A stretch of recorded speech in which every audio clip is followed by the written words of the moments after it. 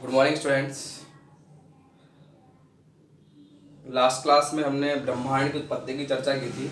ब्रह्मांड की उत्पत्ति बिग बैंग सिद्धांत के अनुसार जॉर्ज लेमेत्र, बिग बैंग सिद्धांत किसने दिया? जॉर्ज लेमेत्र ने। ठीक है, तो ब्रह्मांड की उत्पत्ति की चर्चा की, किस प्रकार से एकाकी परमाणु में विस्फोट होता है, किस प्रकार से एकाकी परमाणु में जो पॉइंट ऑफ सिंगुलरिटी है उसमें भयंकर विस्फोट यानी बिग बैंग होता है। भयंकर विस्फोट को क्या बोलते हैं? बिग बैंग होता है। और बिग बैंग होता है, ठीक है, और बिग बैंग होने की घटना के पश्चात क्या होता है? ब्रह्मांड का निर्माण होना यानी आकाश गंगाओं के मध्य की दूरी बढ़ना स्टार्ट होती है। ठीक है, और आज भी क्या हो रहा है? आकाश गंगाओं के मध्य की दूरी बढ़ रही है। ब्रह्मांड की उत्पत्ति के संबंध में हमने सिद्धांत की चर्चा कर ली थी। ठीक है, उस सिद्धांत में हमने पढ़ा था कि पॉइंट ऑफ सिंगुलरिटी में जैसे विस्फोट होता है, विस्फोट होने के साथ साथ क्या होता जाता है? ये जो आकाश गंगाएं हैं, ठीक है, इस प्रकार से हम चर्चा करें कि जो पॉइंट ऑफ सिंगुलरिटी है, पॉइंट ऑफ सिंगुलरिटी में क्या होता है? ये जो आकाश गंगाएं हैं, आकाश गंगाओं के मध्य की जो दूरी है, जैसे इस प्रकार से यहाँ पे इस प्रकार ये था, क्या होता जाता है? आकाश गंगाओं के मध्य की दूरी में क्या होता जाता है? इजाफा होता जाता है। यानी कि आकाश गंगाओं के मध्य की दूरी क्या होती जाती है? बढ़ती जाती है। इससे हमें क्या पता लगता है? कि ब्रह्मांड का विस्तार हो रहा है। क्या पता लगता है? ब्रह्मांड का विस्तार हो रहा है। आकाश गंगाओं के मध्य की दूरी का बढ़ने का मतलब क्या हो रहा है? कि आज भी क्या होता जा रहा है? ब्रह्मांड का विस्तार होता जा रहा है। ये स्टार्ट कहाँ से होता है? केवल पॉइंट ऑफ सिंगुलरिटी से, यानी कि एक जो एकाकी परमाणु है, एकाकी परमाणु में क्या होता है? विस्फोट होता है, और भयंकर विस्फोट होने के बाद इस प्रकार से पदार्थों का निर्माण होना स्टार्ट होता है। और क्या हो रहा है? ये जो निहारिका के जो झुंड हैं, ठीक है, निहारिका के झुंड हैं, जो ग्लेशियस क्राउड है, ये निहारिका के झुंड आकाश गंगाओं में तब्दील होते हैं। आकाश गंगाओं से फिर विभिन्न प्रकार से तारे और ग्रहों में परिवर्तित होते जाते हैं, और ये विभिन्न आकाश गंगाओं का निर्माण होता है। और ये जो आकाश गंगाएं हैं, ये आकाश गंगाएं हैं, इनके मध्य की दूरी बढ़ती जा रही है। तो हम कह सकते हैं आज भी क्या हो रहा है? ब्रह्मांड का विस्तार हो रहा है। वर्तमान में भी क्या हो रहा है? ब्रह्मांड का विस्तार हो रहा है। अब ब्रह्मांड की उत्पत्ति हमने कर ली। ब्रह्मांड है क्या? आकाश गंगाओं का जो समूह है, या आकाश गंगाएं मिलकर ब्रह्मांड का निर्माण करती है। आकाश गंगाएं मिलकर क्या करती है? ब्रह्मांड का निर्माण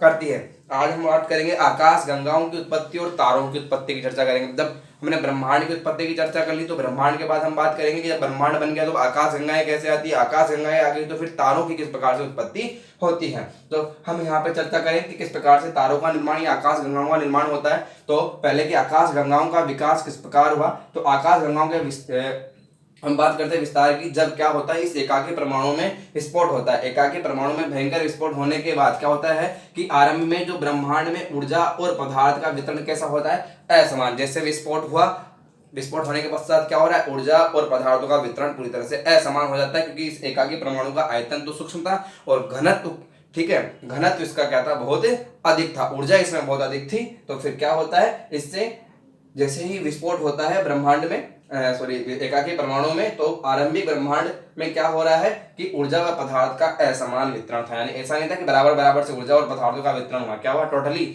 अगर हम चर्चा करें कि असमान पदार्थों का वितरण होता है, असमान ऊर्जा का वितरण होता है। अब आरंभ में घनत्व में भिन्नता के कारण, ठीक है, अब ये बात है कि घनत्व क्या होता है? पदार्थों का अलग अलग प्रकार से घनत्व भिन्न है, और इसमें गुरुत्वाकर्षण बलों में भिन्नता है। जब घनत्व भिन्न है तो गुरुत्वाकर्षण बल में भी क्या हो जाती है? भिन्नता। अलग अलग घनत्व, ठीक है, और अलग अलग घनत्व के कारण यहाँ पे गुरुत्वाकर्षण बल में भी क्या आ जाती है? भिन्नता आ जाती है। ठीक है, तो समान घनत्व के पदार्थ क्या होने लगते हैं? एक जगह एकत्रित होने लगते हैं। अलग अलग घनत्व है, अलग अलग हम चर्चा करते हैं कि डिफरेंट घनत्व है, और डिफरेंट घनत्व से क्या उत्पन्न होता है? डिफरेंट गुरुत्वाकर्षण बल। फिर ठीक है, और फिर क्या होता है? समान घनत्व वाले पदार्थों का एकत्रण होना स्टार्ट हो जाता है, और इस प्रकार से पदार्थों का एकत्रण होता है। और ये जो पदार्थों का एकत्रण है, इसी से क्या होता है? आकाश गंगाओं का निर्माण होता है। इस पदार्थों के एकत्रण से क्या होता है? आकाश गंगाओं का निर्माण होता है। ठीक है, तो इसमें हमने क्या बात की? आकाश गंगाओं का विकास कैसे हो रहा है, आकाश गंगाओं के निर्माण की हमने चर्चा की कि किस प्रकार से ब्रह्मांड में ऊर्जा व पदार्थ का वितरण असमान है। जब प्रारंभिक ब्रह्मांड की चर्चा करते हैं, पॉइंट ऑफ सिंगुलरिटी में विस्फोट के बाद क्या होता है? ऊर्जा और पदार्थ का वितरण असमान हो जाता है। ठीक है, और असमान वितरण के कारण क्या हो रहा है? यहाँ पे आरंभ में जो घनत्व की चर्चा करते हैं, ये घनत्व में भिन्नता होती है, अलग अलग प्रकार, अलग अलग घनत्व पाया जाता है, और अलग अलग घनत्व पाए जाने के कारण गुरुत्वाकर्षण बलों में भिन्नता आती है। क्या होता है? गुरुत्वाकर्षण बलों में भिन्नता आती है, और गुरुत्वाकर्षण बल में भिन्नता के कारण क्या होते हैं? पदार्थों का एकत्रण स्टार्ट होता है, समान घनत्व वाले पदार्थ एकत्रित होने लगते हैं, और ये जो पदार्थों का एकत्रण हुआ, इस एकत्रण से ही आकाश गंगाओं का निर्माण होता है। यानी इस एकत्रण से ही आकाश गंगाओं का विस्तार या आकाश गंगाओं का आधार बनता है, और आकाश गंगाएं बनने लगती है। अब आकाश गंगाओं के हम कहेंगे कि आधार विकसित होने के पश्चात, ये आकाश गंगाओं के निर्माण के पश्चात क्या होता है? अब ये आकाश गंगाओं का जब निर्माण हो रहा है, ठीक है। आकाशगंगाओं का विकास का आधार बन गया, तो आकाशगंगाओं के निर्माण की शुरुआत हो गई और किस प्रकार से उसमें फिर तारे बनते हैं उन सबकी हम बात करते हैं कि आकाशगंगाओं के निर्माण की शुरुआत से, आकाशगंगाओं का निर्माण की शुरुआत से कि आकाशगंगाओं का निर्माण हो रहा है। अब आकाशगंगाएं है क्या? आकाशगंगाएं है तारों का समूह, यानी कि आकाशगंगाएं बनेंगी कब? जब तारे इसमें क्या हो जाएंगे? तारे होंगे। तो आकाशगंगाओं के निर्माण का यह इस प्रकार से हमें विकास मिल गया। जब डिफरेंट गुरुत्वाकर्षण बल है तो पदार्थों का एकत्रण हुआ और आकाशगंगाओं के विकास का आधार बना। और इसमें हो क्या रहा है? आकाशगंगाओं के निर्माण की शुरुआत, आकाशगंगाओं के निर्माण की शुरुआत किससे होती है? हाइड्रोजन गैस से बने बादल के संचयन से होती है। हाइड्रोजन गैस के बने बादल के संचयन से होती है। हाइड्रोजन गैस के बने बादल के संचयन से क्या होता है? आकाशगंगाओं के निर्माण की शुरुआत होती है, जिसे क्या कहा? निहारिका कहा। जिसे क्या कहा? निहारिका कहा। तो इस प्रकार से हाइड्रोजन गैस के बने बादल के संचयन से, ठीक है, हाइड्रोजन गैस के बने बादल के संचयन से क्या होता है? आकाशगंगाओं के निर्माण की शुरुआत होती है, जिसे निहारिका कहा। यानी कि निहारिका से क्या होता है? आकाशगंगाओं की उत्पत्ति होती है। और निहारिका क्या होती है? विभिन्न प्रकार के गैसों के बने बादल होते हैं, ठीक है। शुरुआत में जो गैस है हाइड्रोजन गैस के बने बादल के संचयन से इस प्रकार से निहारिका की उत्पत्ति होती है। फिर बात करें कि बढ़ती हुई निहारिका में, अब ये निहारिका बढ़ रही है, ठीक है, इसमें क्या होते हैं? गैस के झुंड विकसित होते हैं। यानी क्या हो रहा है? गैस के झुंड विकसित हो रहे हैं। किस प्रकार से? जैसे ये हाइड्रोजन गैस की बनी निहारिका है, हाइड्रोजन गैस की बनी निहारिका है। अब इसमें क्या होते हैं? ये गैस के झुंड विकसित हो जाते हैं। गैस के कण है ना, इस प्रकार से विकसित होते जाते हैं। अब ये जो गैस के जो गुत्थित झुंड है, इस प्रकार से विकसित गैस है। अब ये गैस के गुत्थित झुंड है और ये गैस के गुत्थित जो झुंड है वो क्या बन जाते हैं? गैसीय पिंड बन जाते हैं। और ये जो गैसीय पिंड है उन्हें हम क्या करते हैं? तारा करते हैं। इन गैसीय पिंडों को हम क्या करते हैं?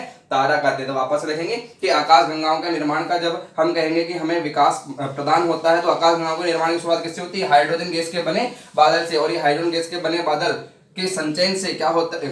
संचयन से होती है, जिसे क्या कहा जाता है? निहारिका कहा जाता है। और निहारिका में क्या होते हैं? गैस के गुत्थित झुंड होते हैं। निहारिका में गैस के गुत्थित झुंड होते हैं और ये झुंड बढ़ते घने गैसीय पिंड होते हैं, ठीक है। अब इस प्रकार से गैसीय झुंड बढ़ते जाते हैं और इनके बढ़ने से क्या होता है? ये जो गैस के गुत्थित झुंड है तारों के रूप में परिवर्तित हो जाते हैं। ऐसा कब हुआ? आज से लगभग 5 से 6 अरब वर्ष पहले। कब हुआ? 5 से 6 अरब वर्ष पहले। तारों की आयु लगभग 5 से 6 अरब वर्ष मानी जाती है, ठीक है। और अगर हम चर्चा करें कि जो आकाशगंगाएं हैं, आकाशगंगाएं बन गई, ठीक है, इनमें तारों का निर्माण हुआ और तारों का जो गुत्थित झुंड है, या हम बात करेंगे तारों का जो समूह है उसे आकाशगंगा कहते हैं। इनका व्यास कितना होता है? तो इनका व्यास बताया जा रहा है कि लगभग 80,000 से 1,50,000, 80,000 से लगभग 1,50,000 प्रकाश वर्ष तक इनका व्यास होता है। यानी कि इनके हम आकार की चर्चा करते हैं वो भी काफी बड़ा होता है। इस प्रकार से हमें आकाशगंगा की उत्पत्ति और ग्रहों की आकाशगंगा की उत्पत्ति और तारों की उत्पत्ति के विषय के अंदर हमने पढ़ा।